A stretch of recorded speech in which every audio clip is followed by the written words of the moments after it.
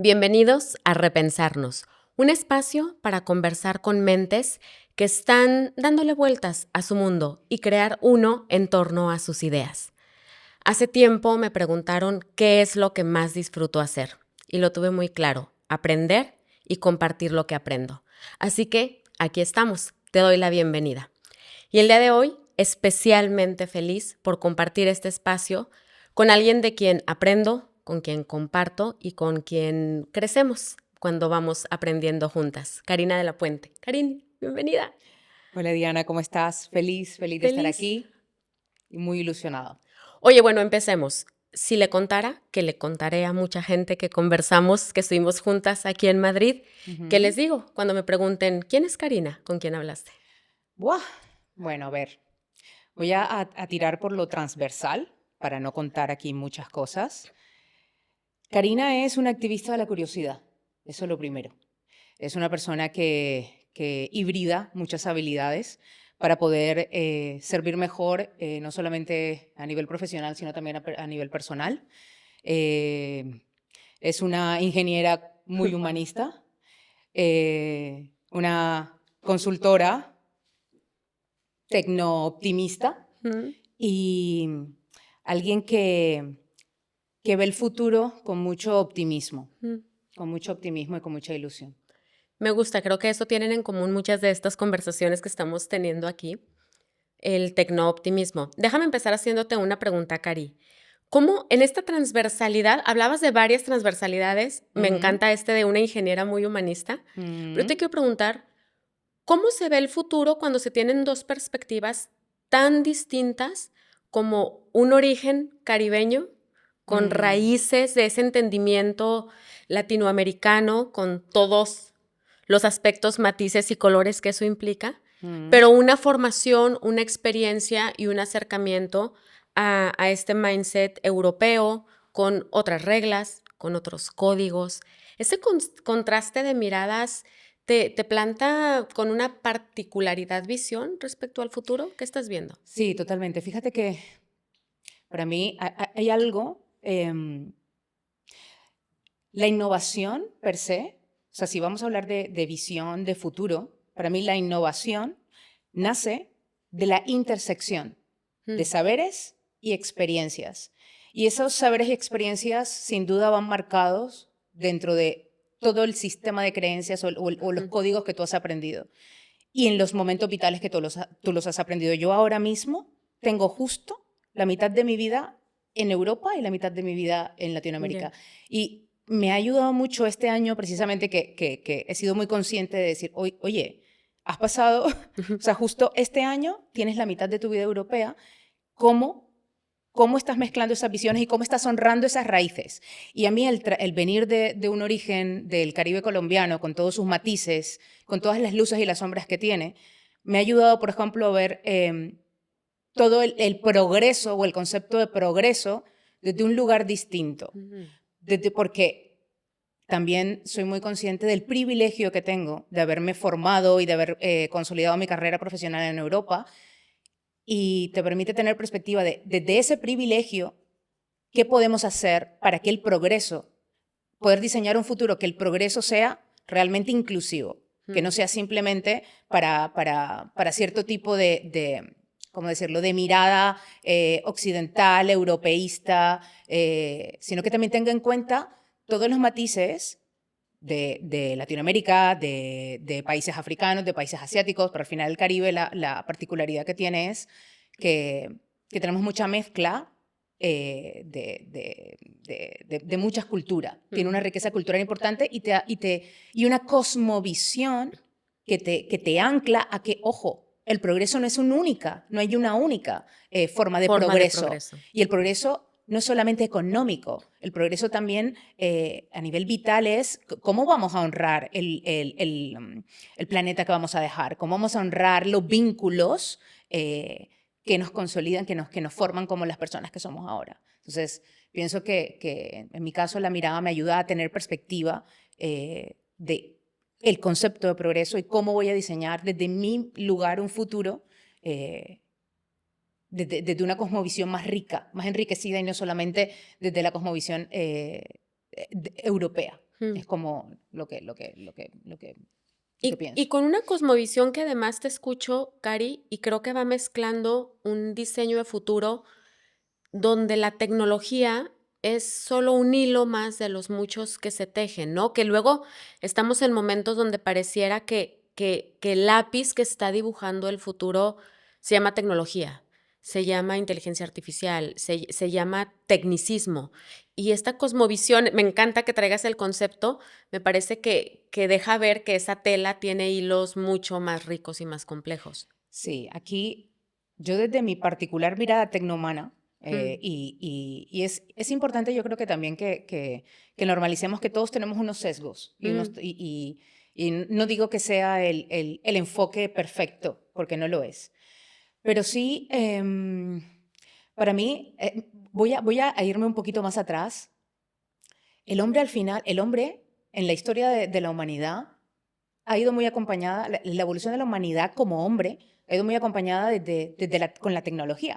Nosotros nos hemos ido modificando a nosotros mismos y aumentando con tecnología desde el momento en el que descubrimos que con una piedra podíamos cortar la carne o cazar de forma más fácil. Nuestra mandíbula se modificó, nuestro sistema digestivo se modificó.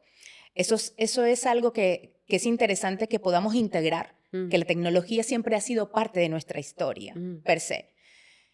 Pero la tecnología, pero el progreso o la historia de la humanidad tampoco solamente se ha definido con la tecnología. Hay una parte social, una parte vincular, una parte de tejido de lo que hemos creado que también es importante. Y desde mi visión, el futuro, ahora mismo, y si traemos todos los temas de cosmovisiones indígenas, sabiduría ancestral, que no soy una experta y no voy a entrar aquí a explicar algo que no controlo, que no manejo de forma muy profunda, sí me parece importante que no nos quedemos con lo que, digamos que con la visión de 3, 4 empresas que nos dicen cómo tiene que ser el futuro. Y yo creo que el humano también tiene algo increíble y es esa capacidad de la curiosidad que hace que explores. Siempre hemos sido exploradores. Y esa actitud de curiosidad, de imaginación, nos permite tomar lo que viene y decir, perfecto, esto es lo que tengo aquí. Una habilidad, una herramienta, más allá de una herramienta, una tecnología como la inteligencia artificial, que es lo que está en hype. Hay muchas otras tecnologías, para mí hay cosas mucho más relevantes que están sucediendo, como el tema de la energía. Para mí, lo que pasa es que ahora mismo es lo que más impacto está haciendo, pero no es la única tecnología exponencial que está en la mesa.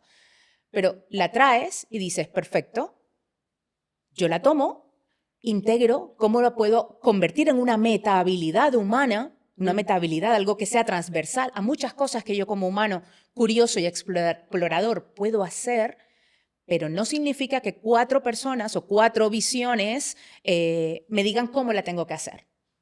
¿Vale? No sé si se entiende el concepto. Totalmente, pero me preocupa, y lo comparto contigo para preguntarte cómo estás viendo, que esa chispa reflexiva que se alimenta de curiosidad, de imaginación, no es lo más común. No. Porque además la tecnología está diseñada en sí misma para apagar esa chispa reflexiva, curiosa e imaginativa, ¿no? Ahí yo no estoy tan de acuerdo. ¿No? Vale. La tecnología, obviamente la tecnología no es, ninguna tecnología es neutral. Y aquí la inteligencia artificial o todo lo que, como se está planteando, no es neutral. Sirve a unos intereses concretos de empresas que tienen unos intereses concretos. Por eso es tan importante que de Europa se generen iniciativas, que de Latinoamérica se generen iniciativas para poder entenderlo. Pero yo no estoy tan de acuerdo con que apague esa curiosidad y esa exploración. Al contrario, o sea, también pienso que es bueno que hagamos autocrítica en el decir, ahora la IA, o sobre todo la IA generativa, está siendo el chivo expiatorio de muchos problemas y muchas deficiencias que teníamos antes. O sea, la curiosidad y la imaginación se han ido apagando por un sistema educativo, se han ido apagando por intentar estandarizarlo todo, se han ido apagando porque digamos que a nivel global se han establecido una serie de estándares de lo que debe ser y porque es fácil cuando todo el mundo piensa igual. ¿vale? Porque el disenso no nos gusta la gente que piense o que pregunte demasiado. Entonces, se han generado una serie de dinámicas que han erosionado, digamos que esas habilidades como esa curiosidad y esa exploración nata. Y también, como padres, tú pregúntate. Claro. El niño que pregunta, que es curioso, que te dice por qué 50 veces, dices, por favor, cállate. O sea, porque lo digo yo. ¿Sabes? Entonces, hay cosas que tampoco podemos caer digamos, como en la trampa fácil de que es que ahora todo es culpa de la IA generativa. Porque la IA generativa ha venido a revelarnos y a ponernos sobre la mesa muchas cosas que no estaban bien.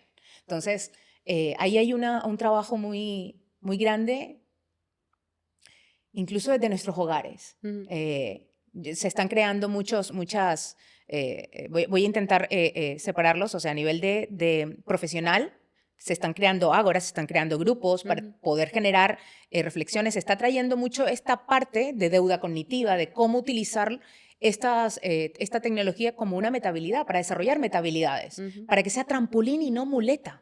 Eso es lo más importante. La IA puede ser un grandísimo trampolín de tu pensamiento, un espejo. Si hay claridad, te la amplifica. Si hay ruido, obviamente lo amplifica. Si tú planteas una mala hipótesis, te va a dar respuestas brillantísimas que no tienen ni pies ni cabeza, que no tienen base, ¿vale? Entonces, ¿es trampolín o es muleta? Y desde nuestros hogares, cada uno también puede hacer muchas cosas desde el ciudadano que está criando. En casa, por ejemplo, en nuestro caso, somos dos personas muy curiosas, muy exploradoras, y estamos intentando generar ese ambiente en casa de reflexión, de pensamiento crítico, obviamente con el desafío que trae de sostener energéticamente todo lo que ese proceso conlleva. Y ahí me voy a otra cosa, y es, hemos eliminado la fricción. El humano o el cerebro no le gusta la fricción, no le gusta. Entonces, digamos que durante muchos años hemos creído que eliminar absolutamente toda la fricción en cualquier proceso es algo positivo. Cuando hay fricciones que eliminándolas perdemos la riqueza de la curiosidad, de la imaginación y de lo que es el aprendizaje per se. Entonces también me quedaría con el concepto de que necesitamos mantener ciertas fricciones y que no todo sea tan fácil, porque el cerebro y nosotros como humanos no evolucionamos cuando todo va demasiado ligero. Necesitamos fricción para evolucionar, fricción cognitiva, fricción física, fricción reflexiva. ¿Por qué crees que es tan fácil para muchas personas dejar de vincularse con otro humano o incluso en los equipos cuando no se genera el disenso, cuando todo va perfecto? Porque no queremos la incomodidad de tener que plantear a alguien que no piensa como yo, el tener que sostener esa energía. Claro. Y eso nos pasa, eso se traslada a todo tipo de vínculo. ¿O por qué crees que es más fácil hablar con ChatGPT para que te haga de terapeuta o de amigo que te diga lo que quieres decir? Porque sostenerlo con otro humano hay un roce. Y yo siempre tengo una frase que es, todo evoluciona y el criterio con el que tú vas a utilizar toda esta tecnología realmente evoluciona en el roce. Sin ese roce no existe, no se puede generar un criterio real.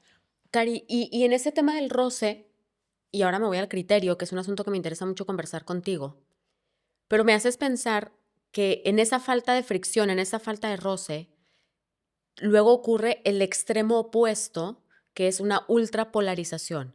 O sea, es decir, no soy capaz de sostener esa fricción con el disenso, con una opinión contraria, pero entonces vamos al otro extremo, que son estos estallidos polarizantes del insulto fácil, del ataque, incluso despertando un lado, diría yo, en ciertas sociedades veo muy violento, ¿no? Hacia el otro.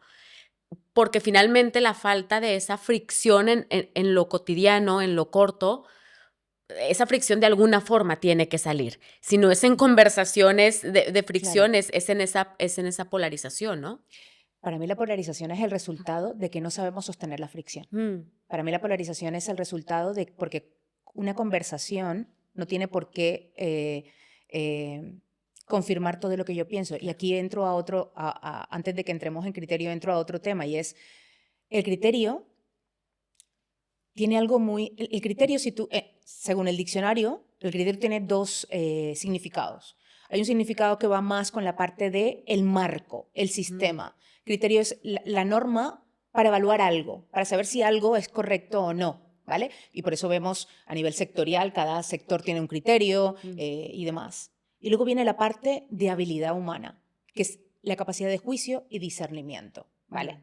Entonces, si yo me traigo el criterio más en este concepto marco, si lo vamos a algo personal, el criterio en ese marco entra cómo miro, cómo evalúo, qué riesgos tomo, qué valores hay ahí implícitos, ¿vale? Y si lo veo más desde la capacidad del juicio, de discernimiento, también veo esa calidad del juicio. ¿Cuánto soy consciente de las trampas mentales de ese juicio? Y hablamos de trampas mentales de sesgos, claro. el sesgo de confirmación, todo lo demás. Pero pocas veces entramos hasta ese nivel de profundidad, Claro. ¿vale? Y en esa capacidad de discernimiento también vemos la capacidad de decisión. Entonces, criterio es el mirar, pensar y decidir en un contexto, como para resumirlo. Cuando yo estoy conversando contigo y yo puedo hacer esa evaluación consciente de, vale, tú, Diana, me vienes a hablar de política. Criterio no es opinión. Claro. Entonces empezamos a discernir de que tú puedes tener opinión de todos los colores, sabores que te apetezcan. No necesariamente significa que estés opinando de un criterio concreto. Entonces tú, Diana, eres comunicadora increíble y me dices y tienes una opinión o me manifiestas una opinión muy fuerte sobre medicina.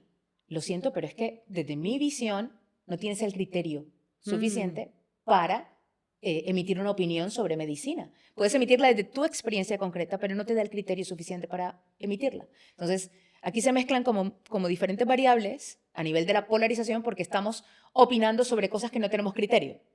O el criterio suficientemente formado y consciente de opinar. Y el criterio también, cuando tú lo desarrollas y vas siendo mucho más consciente, también te permite evaluar tus fuentes. ¿A quién escuchas? ¿Y qué es ruido y qué no es ruido?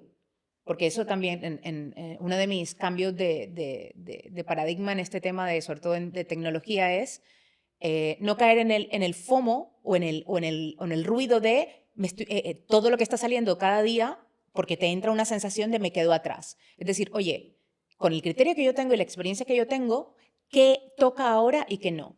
Esto que ha salido, ¿vale? Lo recibo, pero no dejo que me genere ruido, ni me tengo que poner a ello inmediatamente, ¿vale? Yo creo que es un balance de hacerlo, pero la polarización, volviendo a la pregunta, es una consecuencia de no entender qué es el criterio y quién tiene criterio realmente para opinar sobre ciertas cosas. ¿Y hay forma de identificarlo en este momento? Es decir, en espacios y en dinámicas comunicativas donde la mesa está puesta para que todos estemos vertiendo nuestras opiniones, es confuso, es más complejo identificar qué de lo que está ahí viene o no viene sustentado con un criterio más o menos formado, ¿no? Para mí no es difícil. O sea, desde mi humilde mirada es tomar perspectiva. Lo que pasa es que, hombre, somos nuestro cerebro es social y somos seres emocionales. Antes de que entre el criterio, entra el caimán a atacar. Entra el caimán que se siente atacado y que no piensa ni escucha para intentar entender lo que tú me quieres decir. El caimán entra y toma el mando, más que el juez. Ahí los dos modelos de cómo funciona el cerebro. Está el reptil, el caimán, que es maravilloso cuando necesita protegerte, que es más instintivo, y está el juez. Pero es curioso porque el caimán no necesita al juez para funcionar, pero el juez sí necesita al caimán. Y cuando el juez entra, el caimán está relajado. El caimán dice, vale, juez, ya puedes entrar, ya no me siento en peligro. Entonces, como por contextualizar, en una mesa, cuando estás hablando sobre cualquier tema, si tú pones unas reglas del juego de separar todo lo que son hechos o pones una dinámica donde la persona tenga que argumentar, que no nos han enseñado cómo argumentar las ideas ni a cómo presentarlas, toda esa polarización se baja. Y cuando la dinámica es yo intento entender tu argumentación y no voy a utilizar la retórica para ganar, la dinámica es distinta. Si estamos en un equipo, por ejemplo, es interesante saber por cada una la opinión de dónde nace para intentar entenderlo, ¿vale? Y a partir de ese momento decir, vale, ¿esto encaja en el problema que tenemos que solucionar o no? Hablo de una dinámica en equipo, no sé, una mesa de amigos hablando sobre temas complejos como política, como lo que tenemos ahora. Al final, lo interesante sería entender cada uno desde su experiencia, porque a nivel político poco puede, o sea, toda la parte experiencial y de creencias pesa muchísimo más que una evaluación objetiva de propuestas, pero sí es genial poder, o que alguien en esa mesa pueda apagar el caimán y decir, vale, y entonces, ¿qué es lo que te da miedo? Porque hay ciertos temas que la polarización se genera por miedo. Y si volvemos a todo el tema de la inteligencia artificial, tecnología, el miedo ahora mismo es el hilo conductor de la mayoría de las conversaciones. Tú vas a empresas o compartes todo el tema de futuro o diseño de futuro y el miedo a ser reemplazado, el miedo a que yo, a que mi identidad, que no sé quién soy sin el trabajo que estoy realizando, el miedo a que si viene algo que me reemplaza, entonces yo, ¿en dónde quedo? Entonces hay un miedo transversal que hasta que no se identifique y digas, es que esto me da miedo. Cuando ya tú identificas esto me da miedo, ya puede el juez decir, vale, me voy a mover. Me voy a mover. Lo malo del miedo es que te paralice. Claro. Al final. Claro. Ahora, es esta capacidad metacognitiva, que al final es eso, es conocerte, tener identificados tus disparadores, tus sesgos, no es la más desarrollada, no es la más trabajada en las grandes mayorías. Entonces me haces pensar, ¿ves una brecha que se va a abrir? Es mucha. Y profunda entre quienes sí logren hacer este trabajo de autoconocimiento, de autorreflexión y quienes no lo hagan, ¿no? Totalmente. Ya de hecho ese gap está. Y fíjate que yo ni siquiera lo veo tanto como... Yo antes yo decía, va a haber una brecha muy grande entre los países desarrollados y los países que no tengan la oportunidad de entrar. Pero fíjate que la inteligencia artificial, esa brecha se va a caer, porque el acceso a la información ya va a ser es gratis, ya, o sea, ya todo lo que, por lo que pagabas miles de euros, lo tienes a mano. Pero la brecha está en el que tenga la fortaleza mental y la capacidad de ser resiliente y de entender que el cambio es lo único que es permanente en esta vida, que somos personas en cambio. Y si me preguntas, y aquí voy a hacer, o sea, el ser humano piensa que es bueno prediciendo, pero no somos malísimos prediciendo nada, pero sí, si vemos señales, realmente quien tiene una ventaja competitiva hoy, desde mi visión, es quien esté acostumbrado al cambio. En eso Latinoamérica y todo lo que somos países que hemos, o sea, que el cambio era algo, o la incertidumbre es algo con lo que tú vives en el día a día, te da una ventaja competitiva, porque te es una ventaja adaptativa. Y lo veo más, veo más riesgo en los países donde todo ha sido muy cómodo, porque no has desarrollado ese músculo de estar bien en la incertidumbre. O sea, si me preguntas ahora mismo, en esa fricción, para mí es... cuando has crecido en incertidumbre o abrazar la incertidumbre, que suena un cliché totalmente, pero es así. Cuando tú te sientes bien porque tu sistema nervioso, porque tu caimán dice, sí, es que yo ya esto ya lo he vivido. Claro. Entonces, no pasa nada. Sabré cómo tengo las herramientas para poder adaptarme. Claro. Esa es una gran ventaja competitiva. Esa ventaja adaptativa que se ha desarrollado en muchas sociedades, para mí es una ventaja competitiva muchísimo hoy, porque esas sociedades pueden acceder a la información para formarse. Mira, en Latinoamérica yo estoy viendo chavalas, 17 años. 17 años, hay una chica con la que yo trabajo que maneja la inteligencia artificial generativa, como no tienes idea. 17 años, ni siquiera terminó el colegio. Ella se abrió un LinkedIn, ¿vale? Para ofrecer sus servicios con inteligencia artificial generativa. Es colombiana. Entonces, aprendiendo de YouTube. Claro. Y de todo lo que hay gratis para tú poder desarrollar habilidades en inteligencia artificial generativa, por ejemplo. Claro, y rompiendo paradigmas, ¿no? De cómo tendría que ser un un perfil Entonces, valioso. para mí es eso, con todas las personas que están acostumbradas a la incertidumbre es algo, ha sido una variable en su vida, tienen esa ventaja.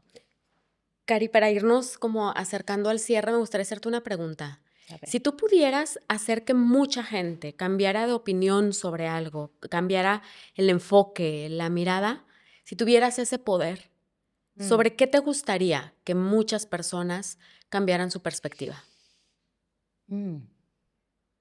Tantas cosas. Pero mira, si me quedo con una, la mirada hacia el futuro. Estamos acostumbrándonos, o la narrativa que nos llega es que tenemos que adaptarnos a esa narrativa que nos ponen. Yo no estoy de acuerdo. El futuro se diseña. Desde cada uno, desde su lugar, lo puedes diseñar.